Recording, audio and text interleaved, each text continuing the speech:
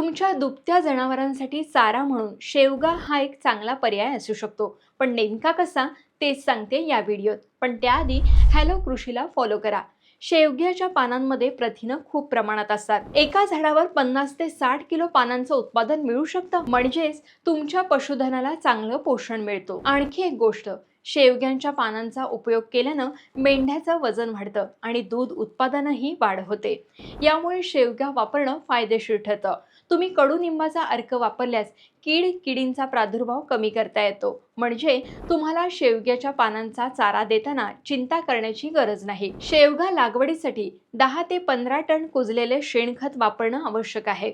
लागवडीनंतर 60 ते 90 दिवसांनी कापणी करा. शेवग्याच्या लागवडीत काही सुधारित जाती आहेत, जसं की CO1 आणि PKM, ज्या अधिक उत्पादन देतात. तर शेतकरी बांधवांनो, शेवगा लागवड करून तुम्ही तुमच्या पशुधनासाठी चांगला चारा उपलब्ध करू शकता आणि एकाच वेळी नफा देखील कमवू शकता. तुम्हाला कोणत्याही एजंट विना जनावरांची खरेदी विक्री करायची असेल तर गुगल प्ले स्टोअरवरून हॅलो कृषी मोबाईल ॲप डाउनलोड करा, कारण इथे शेतीशी निगडीत अनेक सेवा मोफत पुरवल्या जातात. शिवाय तुम्हाला तुमच्या गावाजवळील जनावरांच्या डॉक्टरांशी एका क्लिकवर संपर्क करता येतो. व्हिडिओ आवडला असेल तर तुमच्या गावाकडील मित्रांना आत्ताच शेअर करा.